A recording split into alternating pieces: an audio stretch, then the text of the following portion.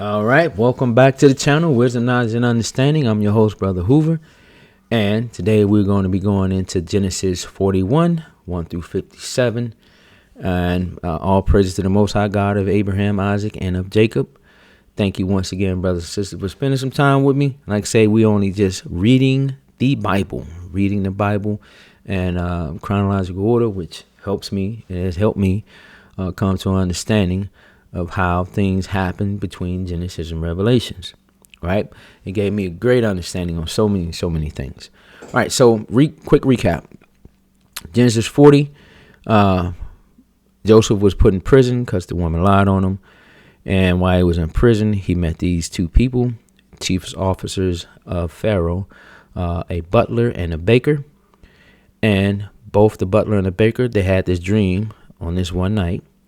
And so the next day, Joseph came in and saw him like it was going on. So they told Joseph their dreams. All right. So Joseph interpreted their dreams correctly.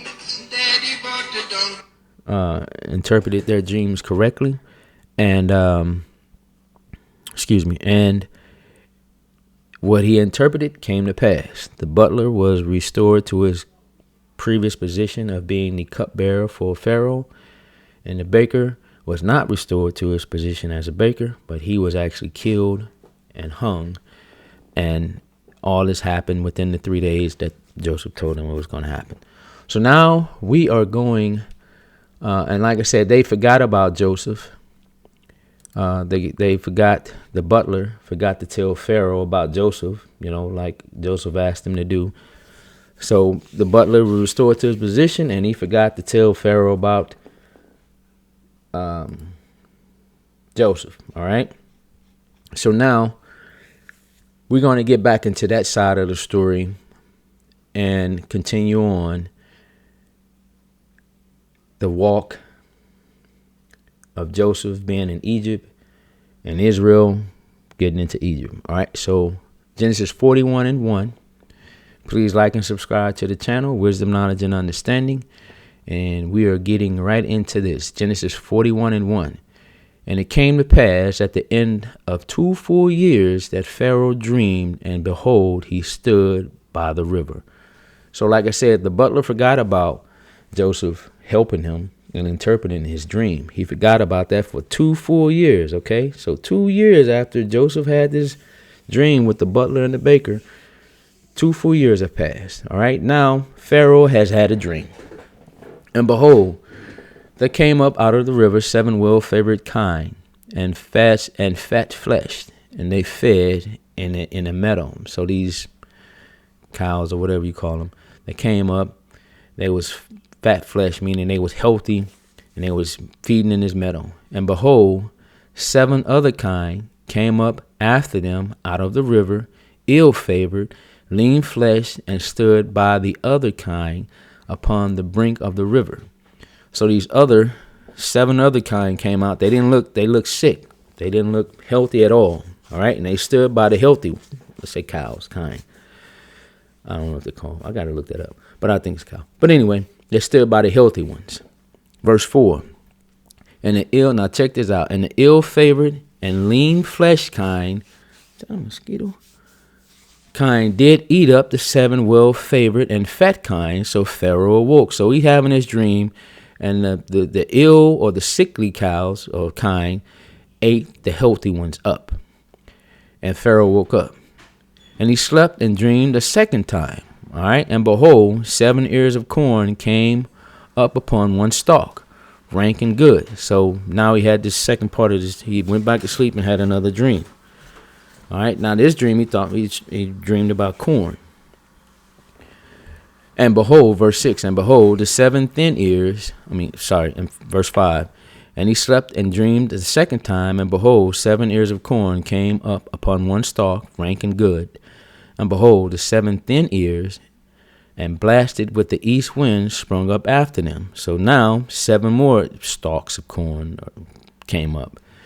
And the 7 thin ears devoured the 7 rank and full ears. And Pharaoh awoke, and behold, it was a dream.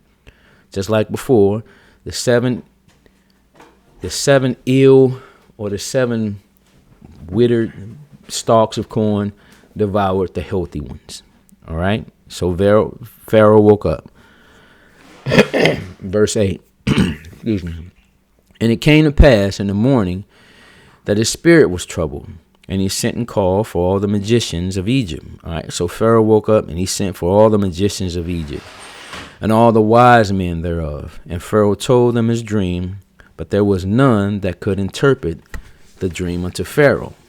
All right. So just I highlight that because this is going to happen a few other times. Just make note of that. Verse 9. Then spake the chief butler unto Pharaoh, saying, I do remember my faults this day. So now the butler, he has remembered about Joseph.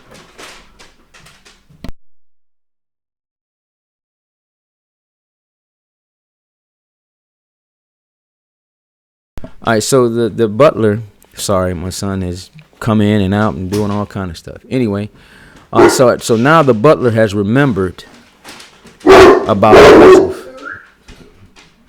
The dog is having a conniption.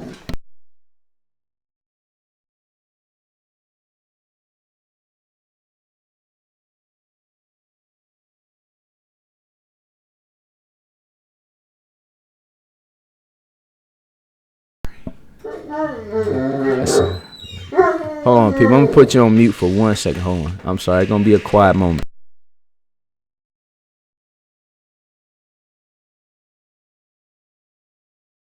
All right. We're going to try to continue on. We're going to bark again, I'm sure.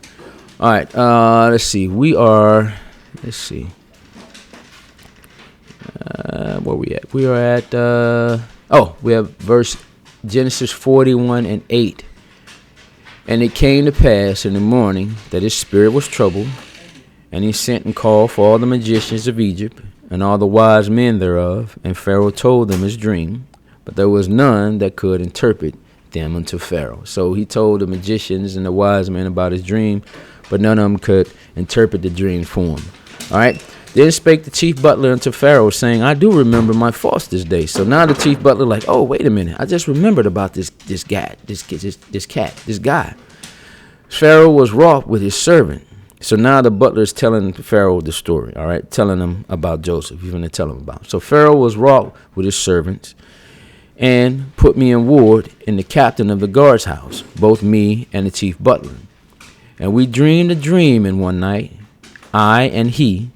We dreamed each man according to the interpretation of his dream.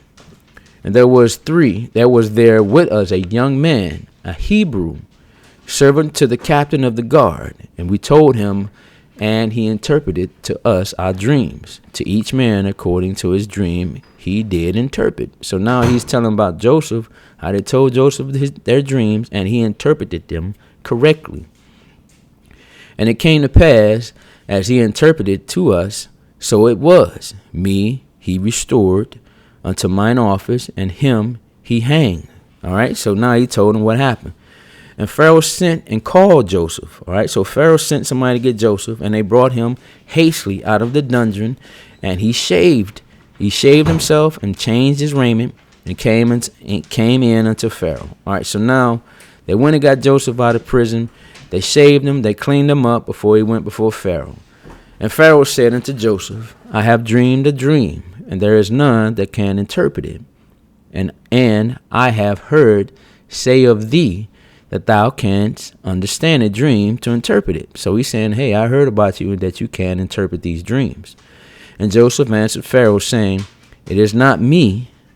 God shall give Pharaoh an answer of peace. So he's saying, no, it's not coming from me. Like I said before, It's coming from God. God will interpret your dream and give you peace, give you understanding of the dream.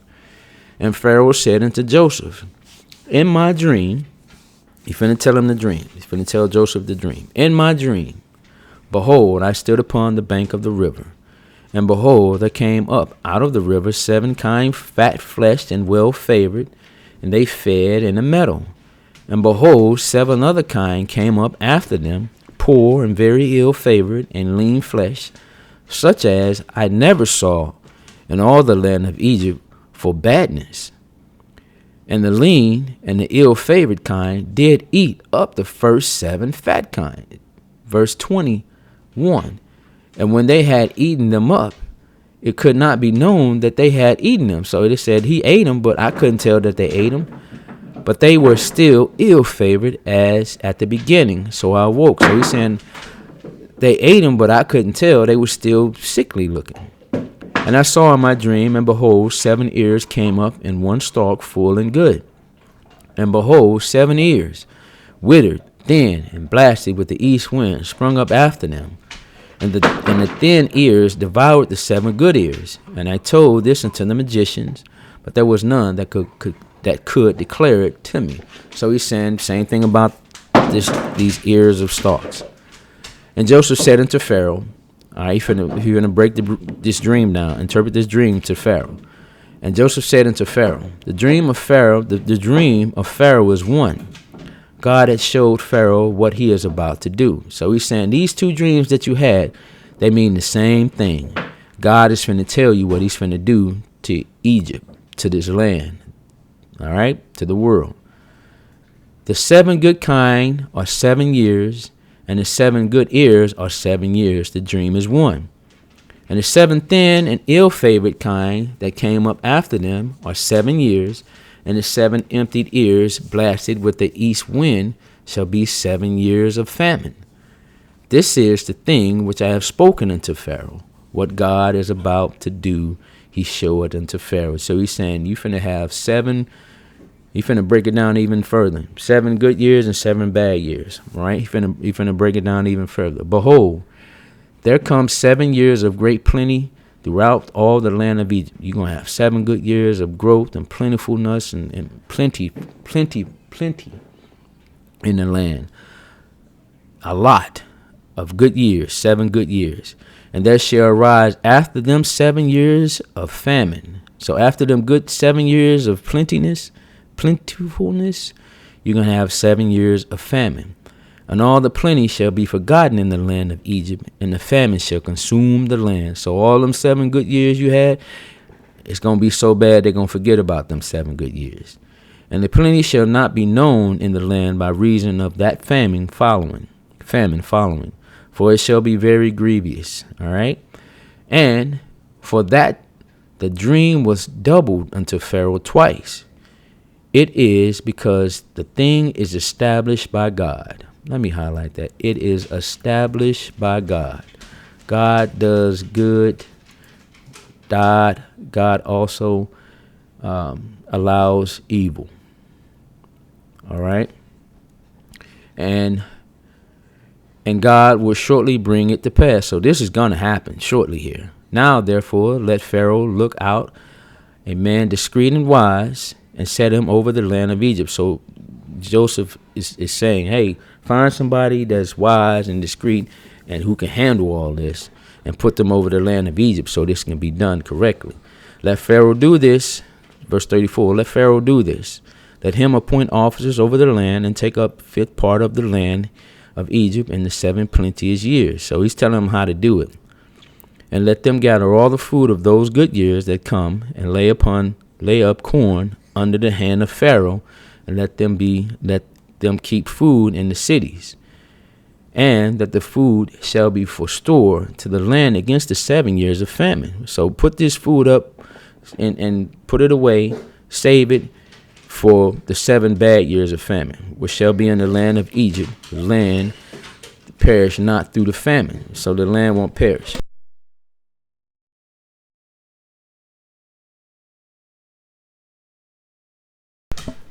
So he's saying, put this away, store it for later use when the famine truly hits.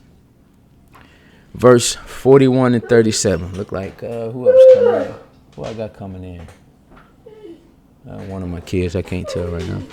And the thing was good in the eyes of Pharaoh and in the eyes of his servants. All right. So what Joseph told them, it sounded real good. They liked the way it was sounding. So they was like, okay, the 7 good years. Why?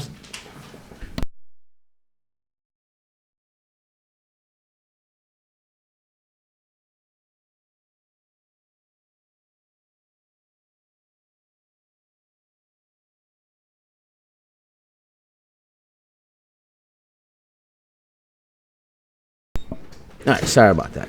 All right. It's been a busy day today. Genesis 41 and 38. And Pharaoh said unto his servants, can we find such a one as this is, a man whom the Spirit of God is? So they saying, man, who can we find to do this? Who can we find to make this happen correctly? Who can we have to put over this? And Pharaoh said unto Joseph, for as much as God has showed thee all this, there is none so discreet and wise as thou art. So once again, God is with Joseph. God is with Joseph, right? So he's showing him favor again. Now watch what happens. Verse 40, thou shalt be over my house. Joseph over Pharaoh's house again. He's over the head person's house again. Someone's house he is over. And according to thy word shall all my people be ruled. Only in thy throne will I be greater than thou. So you will have control and rule over entire Egypt. Only thing that you will not have control over is me and my throne. But everything else he gonna put in Joseph's hand. And Pharaoh said unto Joseph, see, I have set thee over all the land of Egypt. All right, so he set him over the whole land of Egypt. And Pharaoh took off his ring from his hand and put it upon Joseph's hand and arrayed him in vestures of fine linen and put a gold chain about his neck and made him to ride in the second chariot which he had. So he's right behind Pharaoh. Everybody know you're the second position. That's like you in charge of everything other than Pharaoh. And they cried before him, bow the knee, and he made him ruler. Check this out. He made him ruler over all the land of Egypt. Once again, he made him ruler over everything. And Pharaoh said unto Joseph, verse 44, and Pharaoh said unto Joseph, I am Pharaoh, and without thee shall no man lift up his hand or foot in all the land of Egypt. So ain't nobody gonna do nothing. All right, I am Pharaoh. And Pharaoh called Joseph's name let me get this right. Zabnath Penny. Zabnath Penny. Let's see what that means. Let me see what that means. Hold on. I had it pulled up earlier. Let's get the pronunciation first. Let's see. Let's pronounce this. Where's it at? Where are you?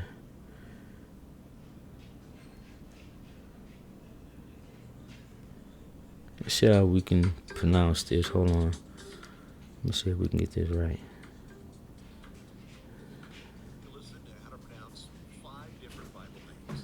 That's not what I wanted.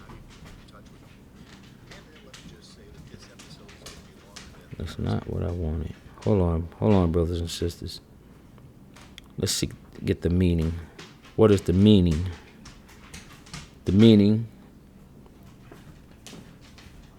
Okay, it means the revealer of secrets, or God speaks and he lives. Okay. All right, revealer of secrets. Let's see if we can get a pronunciation. Let's go see pronunciation. If I can't find it, man, we don't worry about it. It's there. You can look it up yourselves. Let's see if we can get this right. Zapnath, Pania. Zapnath, Pania, Zaphnath-Paneah. All right, Zaphnath-Paneah, revealer of secrets. All right, so that was verse 35. Zaphnath-Paneah, and he gave him to wife Asenath, the daughter of Potiphera, priest of On. And Joseph went out over all the land of Egypt. Verse 46, and Joseph was 30 years old when he stood before Pharaoh, king of Egypt. And Joseph went out from the presence of Pharaoh and went throughout the land of Egypt. And in the 7 plenteous years, the earth brought forth by handfuls, like I say, great crops, a lot was produced in 7 years. And he gathered up all the food of the 7 years which were in the land of Egypt, and laid up the food in the cities. The food of the field, which was round about every city, laid he up in the same. So he did that throughout all the cities in Egypt. And Joseph gathered corn as the sand of the sea, very much, until he left numbering. He left numbering, for it was without number. So it was a lot. It was that much. He couldn't number it all. Verse 40. And unto Joseph were born 2 sons before the years of famine came, which Asenath, the daughter of Potiphera, priest of On, bare unto him. All right, so Joseph is going to have 2 sons. And I highlighted these 2 sons' name because they're going to come up later. They're going to come up later. And it's just going to help you get some understanding of who these 2 tribes were. Basically, that's what this is. Verse 51, and Joseph called the name of the firstborn Manasseh, for God said he had made me forget all of my toil and all my father's house. And the name of the second called he Ephraim, for God had caused me to be fruitful in the land of my affliction. Verse 53, and the 7 years of plenteousness that was in the land of Egypt were ended, and the 7 years of dearth began to come, according as Joseph had said. And the dearth was in all the lands, but in the land of Egypt there was bread. All right, so it was famine all over, but people knew that there was bread or grain or corn or however you want to call it in the land of Egypt for bread. And when all the land of Egypt was famished, the people cried to Pharaoh for bread. And Pharaoh said unto all the Egyptians, go unto Joseph, what he say to you, do. So go to Joseph, whatever Joseph tell you to do that. And the famine was all over the face of the earth. And I highlighted that because the famine was over all the face of the earth. So this was a worldwide famine, not just in Egypt. But Egypt ruled. All right. And Joseph opened all the storehouses and sold unto the Egyptians, and the famine waxed sore in the land of Egypt. And all the countries came unto Egypt to Joseph for to buy corn, because that the famine was so sore in all the lands. All right, so like I said, just going to continue on the bill. Because in the next chapters, it's going to be a reunion that happens. All right. And this reunion ain't going to be known to all of them, but it's going to be known to one person. And it's going to be known to Joseph. But I'm going to say that for later. Because like I say, open your Bibles, read along with me, brothers and sisters. We just reading the Bible. We just reading the Bible in its pure context, in its fullness, and its truth. That was Genesis 41. All right, Genesis 41. And like I say, Genesis 41, 1 through 57, Genesis 42 is going to continue on with this story. It's going to continue on with how the 12 tribes of Israel and how Israel ended up in Egypt and so on and so on. It's going to break some of this stuff down for you. It's just for understanding for later on as we get into the other books. It's going to help you, trust and believe me. It is worth your time just to sit down and read God's word a little bit. All right, so brothers and sisters, please like and subscribe to the channel, Wisdom, Knowledge, and Understanding. I'm your host, Brother Hoover, and may the Lord keep you, protect you, and keep you safe. Keep you safe. I pray that you reach out to the Lord for some understanding, because he will give it to you. He will definitely give it to you. Be safe out there. You play with God's word now, you're going to get played in the end, and I truly believe that that's going to be the case. So until next time, be safe, and I love you all.